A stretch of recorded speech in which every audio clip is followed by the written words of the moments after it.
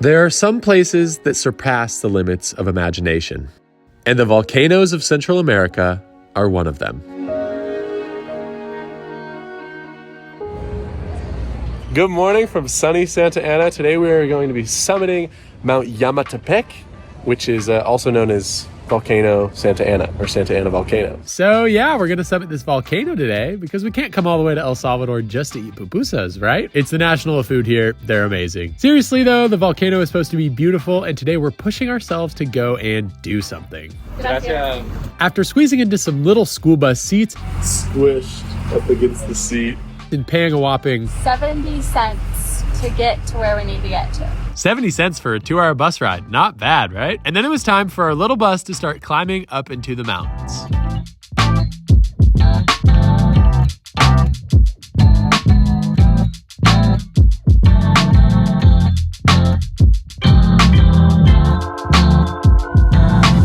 Okay, cool, we made it. The bus was struggling going up this hill, but Wyatt took a nice nap on the bus. yeah, feeling refreshed. And we have beautiful weather, hoping that it holds up.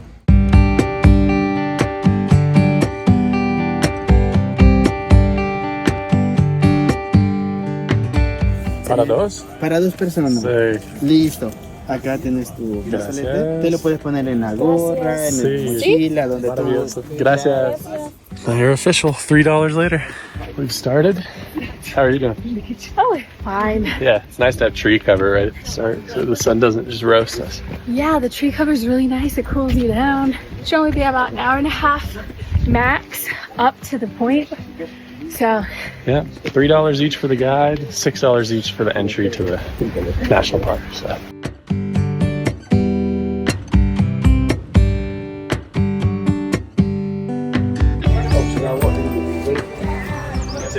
gracias. Got our national park entry fees. So the hike started off pretty easy. There weren't many loose rocks. The grade was pretty steady, and it didn't take long for us to see the landscape start to change.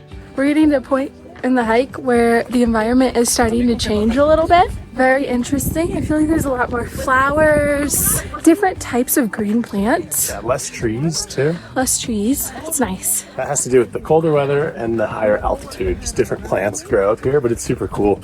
Eventually we should just clear all shrubbery. That'll just be rocks.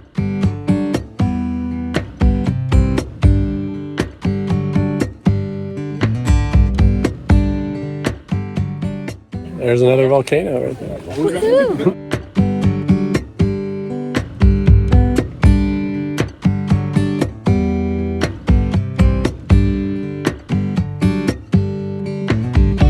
It's getting so much windier, which makes it nice and cool. Love that. Always going great, always going perfect, and then... You all right? Yeah, I'm fine. I didn't get any scratches or anything. I just tripped on a rock. Thankfully, Reyka didn't break her foot like she did in this clip. I have absolutely no idea what we would have done if that had happened, and so we pushed on. After doing like 2 hours, or maybe an hour and a half of this hike, I'd say it's like medium difficulty. There are a lot of loose rocks, but it's not super inclined. Yeah, just for anyone who's wondering, it's like not too bad. So yeah, we're killing it. Hydrate. Nice. Tastes good. Always need more water than you think.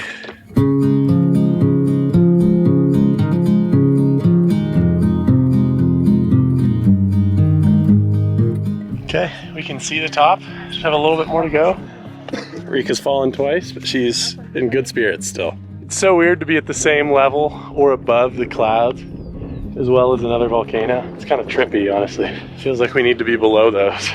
We are super close to the top. As you can see, barely any vegetation left, the occasional bush, but that's pretty much it.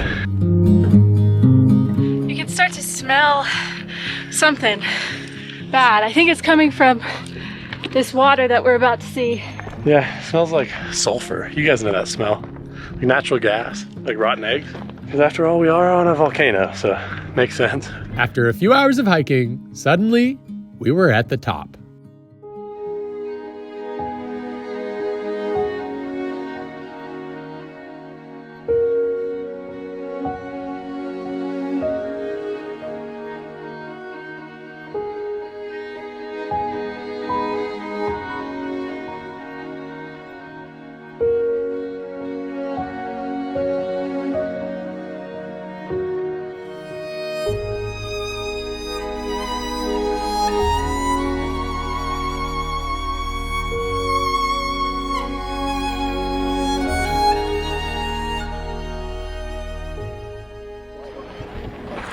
Whoa, it is green. The color is photoshopped that you see online. It like actually looks like that color. Wild. Crazy how green it is. It literally looks like turquoise green. Yeah. Like sea green. It's crazy. And there's like steam coming off of it. It's just wild. It must be so hot. Wild. Yeah. I don't think you're allowed to, or like you are probably allowed to swim in it, but you just die immediately because it's like so hot. You can't swim in it.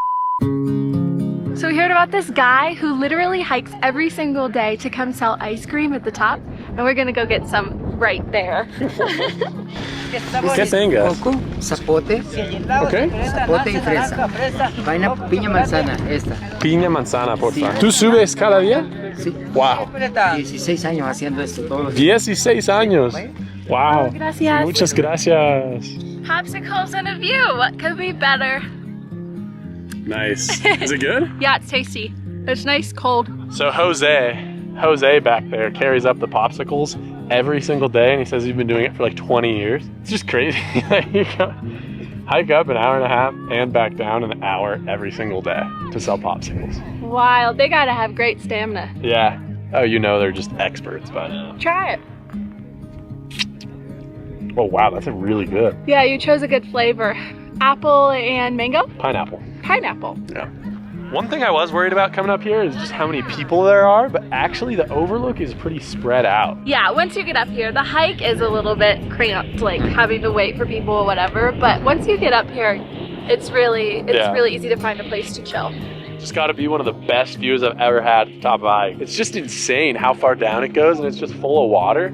We don't know actually much about the water down there, but we're gonna overlay it with just B-roll and research after. If you were as tempted to swim down there as I was, you may want to think again. The Santa Ana Crater Lake is one of the most acidic lakes in the entire world, even more so than our own stomach acid. This is because the water, which is actually just a mix of rain and spring water, is just continuously bombarded with volcanic gases. The main one being sulfur dioxide. The gas comes from the magma beneath the volcano, which dissolves into the lake water, creating a highly acidic sulfate chloride solution. This is what gives it such an unnatural color, which can actually change between turquoise and blue depending on the acidic consistency. And it truly made for a beautiful reward to an awesome hike.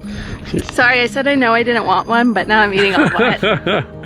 It's good, right? Mm-hmm. I just noticed how you can see the different layers in the rock, and those must be like different eruptions that have solidified on top of each other. And then because it's all eroded down, you can like just see time passing, which is so sick. Careful near that edge. Imagine that going out that way, falling down into a boiling cauldron of volcanic water. PSA, popsicles get really sticky as they start melting. Yep. Slurp that puppy.